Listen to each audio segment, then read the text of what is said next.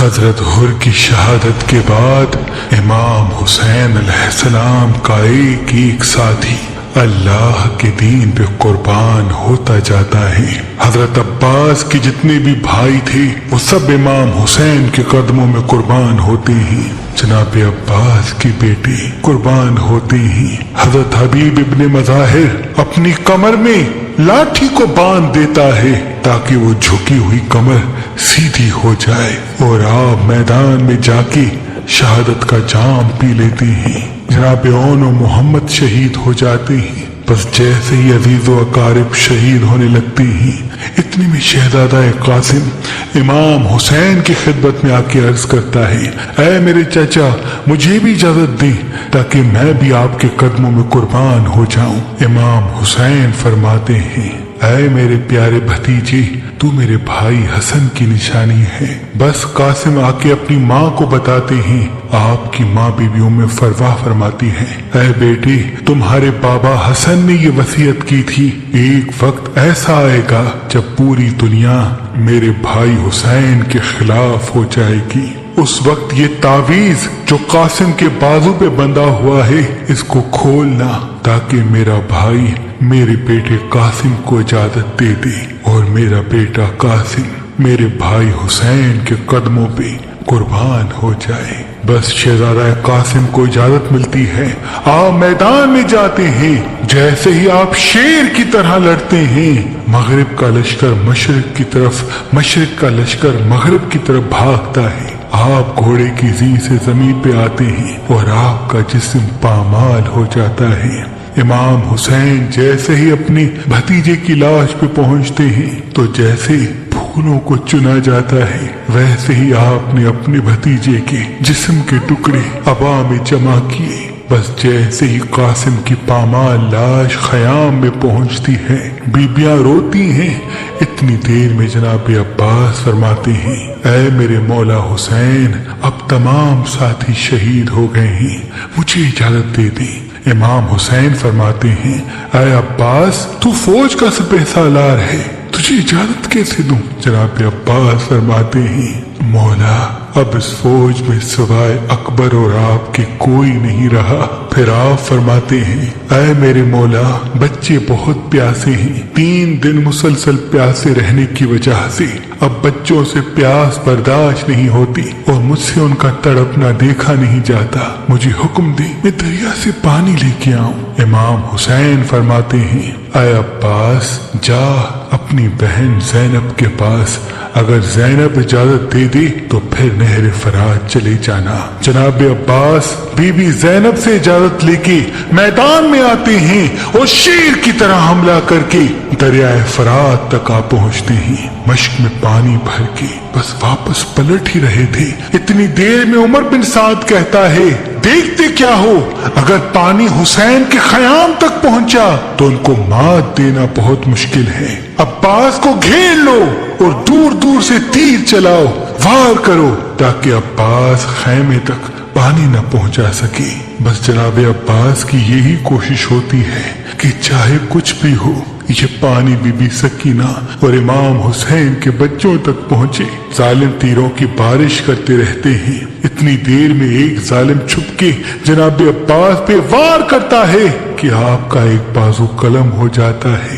آپ علم اور مشق دوسرے بازو میں سنبھالتے ہیں۔ جب دوسرا بازو بھی شہید ہو جاتا ہے تو آپ علم اور مشق کو اپنے دانتوں میں سنبھال کے تیز تیز خیام کی طرف بڑھتے ہیں۔ تاریخ نے لکھا آپ پہ اتنی تیروں کی بارش ہوتی ہے کہ آپ کا پورا جسم تیروں سے ڈھکنے لگتا ہے، اور ایک تیر آپ کی آنکھ میں آ لگتا ہے اور ایک تیر اس مشق کو لگتا ہے جس میں جناب عباس نے بی بی سکینہ اور بچوں کے لیے پانی جمع کیا تھا۔ بس جیسے ہی آپ دیکھتے ہیں کہ مشق سے پانی بہنا شروع ہو گیا ہے، آپ جھک کے اپنی آنکھ سے تیر نکالنا چاہتے ہیں۔ اتنی دیر میں ظالم پیچھے سے وار کرتا ہے اور آپ گھوڑے کی زین سے زمین پہ آتے ہیں اور آواز دیتے ہیں، اے میرے آقا حسین، میری مدد کرے، इमाम हुसैन जनाब अब्बास की लाश पे आते हैं। आप वसीयत करते हैं कि ऐ मेरे मौला, मेरी लाश को ख़याम में न ले जाना,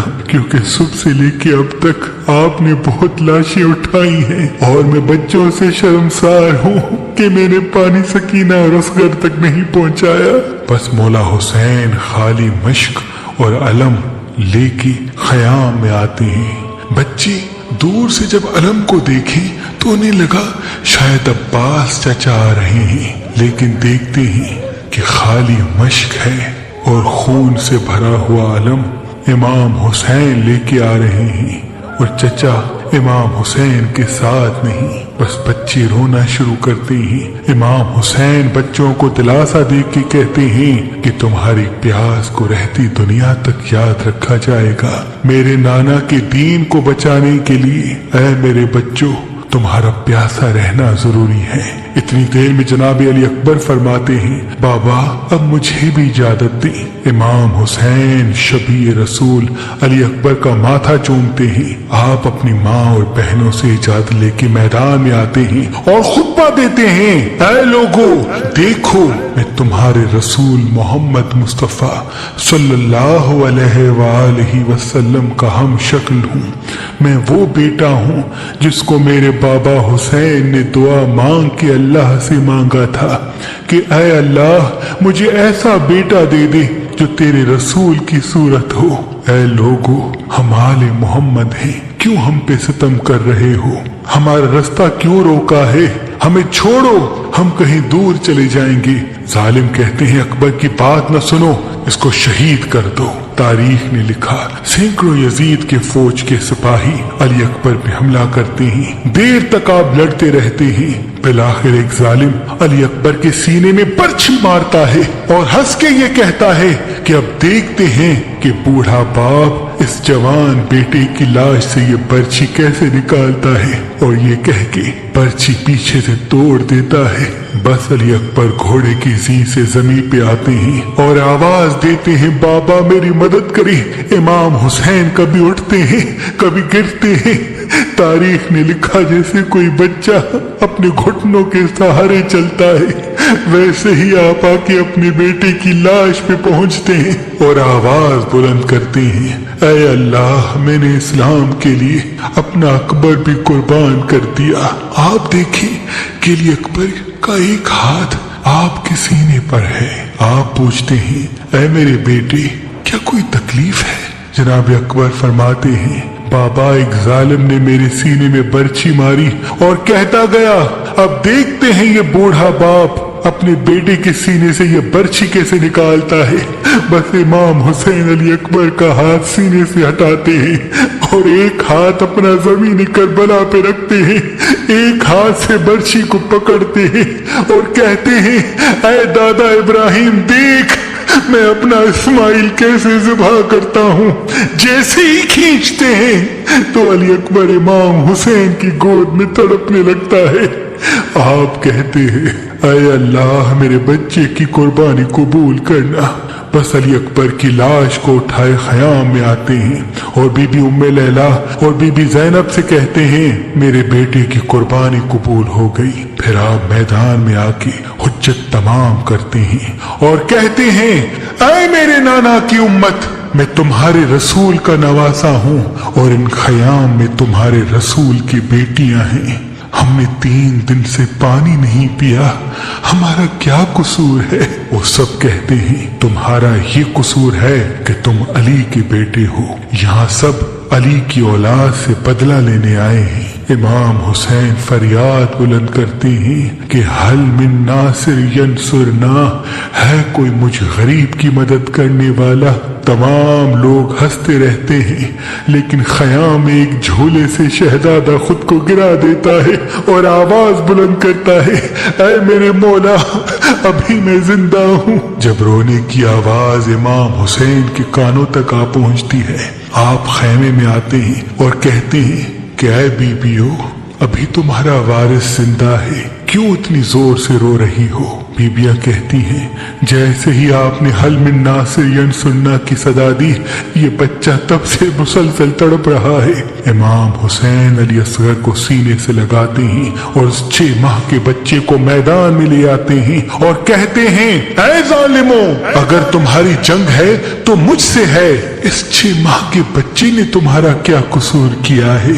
अरे 3 दिन मुसलसल प्यासा रहने की वजह से इसकी माँ का दूध खुश्क हो गया है, बस थोड़ा सा इसको पानी पिला दो।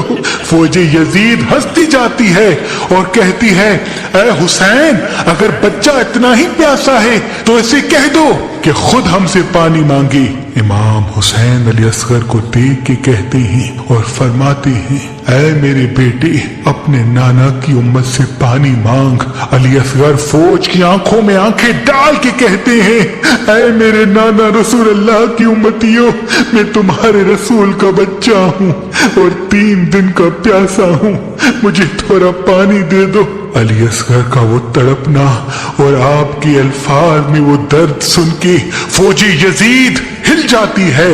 इतनी देर में उमर बिन साद कहता है कि हुरमला देख क्या रहा है, ये फौज पूरी बागी हो जाएगी, जल्दी निशाना ले और उस बच्चे का काम तमाम कर।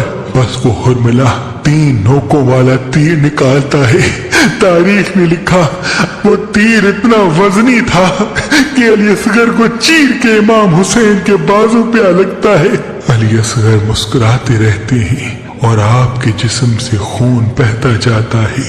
इमाम हुसैन अपने बच्चे को शहीद होता हुआ देख के चाहते हैं कि ये खून आसमान के हवाले करे।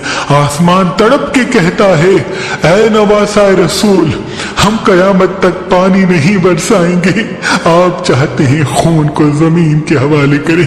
जमीन रो के कहती है, ऐ नवासाए रसूल, हम कयामत तक अनाज नहीं उगलेंगे, आपने बच्चे के खून को अपने चेहरे पे मल लिया।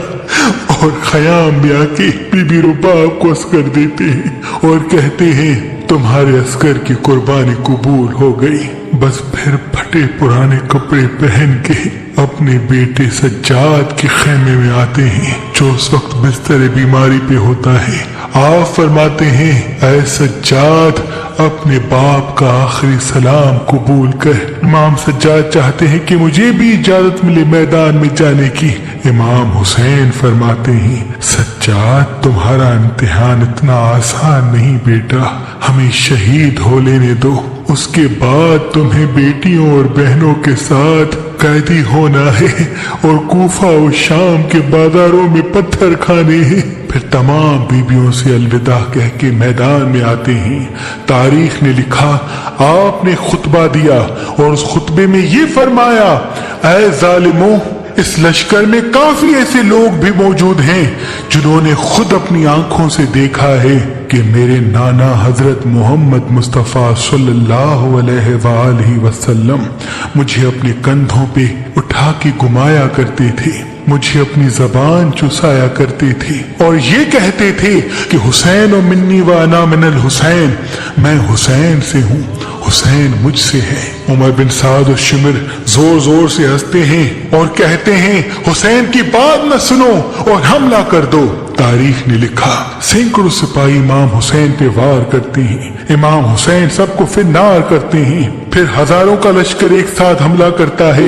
इमाम हुसैन उनको भी फिन्नार करते हैं। बस इतनी देर में आवाज आती है, हुसैन पे एक साथ हमला करो। बस एक तरफ रसूल अल्लाह का नवासा जो 3 दिन का भूखा प्यासा है और दूसरी तरफ 9 लाख का लश्कर। इमाम हुसैन शेर की तरह ऐसे हमला करते हैं कि फौज भागना शुरू कर देती है। कोई दरियाए फरात की तरफ भागता है तो कोई कूफे की तरफ वापस पलट जाता है। उमर बिन साद कहता है, मैंने खुद अली से सुना कि मेरे तमाम बेटों में से सबसे अच्छी जंग हुसैन लड़ता है। ऐ लोगों, हुसैन को मात देना नामुमकिन है, बस दूर चले जाओ और हुसैन को तीर मारो और कुछ सिपाही जाके खयाम को आग लगा दें। जब हुसैन खयाम की तरफ जाए तो तुम तीर मारना और जब हुसैन तुम्हारी तरफ आए तो तुम खयाम की तरफ पलटना। बस सिपाही दूर जाके इमाम हुसैन को तीर मारना शुरू करते हैं। تاریخ نے لکھا کوئی نیزہ مارتا ہے، کوئی بھالا پھینکتا ہے، کوئی تیر مارتا ہے، کوئی تلوار مارتا ہے، جس کے پاس مارنے کے لیے کچھ نہیں ہوتا وہ کربلا کی گرم زمین سے پتھر اٹھا کے امام حسین کو مارتا ہے، اور وہاں خیام کو آگ لگنے کی صورت میں بیبیوں کی آوازیں بلند ہوتی ہیں۔ امام حسین کبھی خیام کی طرف جاتے ہیں، کبھی میدان کی طرف آتے ہیں، بس آواز غیب آنے لگتی ہے، اے حسین تیرا اللہ تجھ سے راضی ہو گیا۔ امام حسین اپنی تلوار کو روک لیتے ہیں اور فوج یزید میں سے کوئی ظالم امام حسین کی پشت پہ وار کرتا ہے۔ آپ گھوڑے کی زین سے زمین پہ آتے ہیں اور سجدہ شکر میں چلے جاتے ہیں، مسلسل اللہ کی دربار میں عرض کرتے ہیں، اے اللہ تیرا شکر ہے کہ تو نے محمد کے اس نواسے کو اس عظیم امتحان کے لیے چنا۔ بس وہاں خیام جلتے رہے اور یہاں آپ اللہ کا شکر کرتے رہے۔ اتنی دیر میں ظالم آگے بڑھتے ہیں اور امام حسین کا سر کاٹنا چاہتے ہیں۔ تاریخ نے لکھا جو بھی امام حسین کے قریب آئے، امام حسین کی آنکھوں میں ان کو رسول اللہ کا چہرہ نظر آئے، وہ دور چلا جائے۔ شمر کہتا ہے یہ کام مجھ سے ہی ہونا ہے، بس وہ نواسہ رسول کا سر کاٹ کے نوکے نیزہ پہ بلند کرتا ہے اور امام حسین کے جسم مبارک پہ گھوڑوں کو دوڑایا جاتا ہے، آپ کی لاش کو پامال کر دیا جاتا ہے، آپ کے خیام کو لوٹا جاتا ہے، آپ کی مستورات کو بے چادر کر کے قیدی بنایا جاتا ہے، لیکن آپ کا سر مبارک کٹنے کے بعد بھی نوکے نیزہ پہ بلند ہو کر تمام انسانوں کے نزدیک یہ پیغام دیتا ہے کہ لا الہ الا اللہ محمد الرسول اللہ، اللہ کے سوا کوئی عبادت کے لائق نہیں، اور میرے نانا حضرت محمد مصطفیٰ صلی اللہ علیہ وآلہ وسلم اللہ کے رسول ہیں۔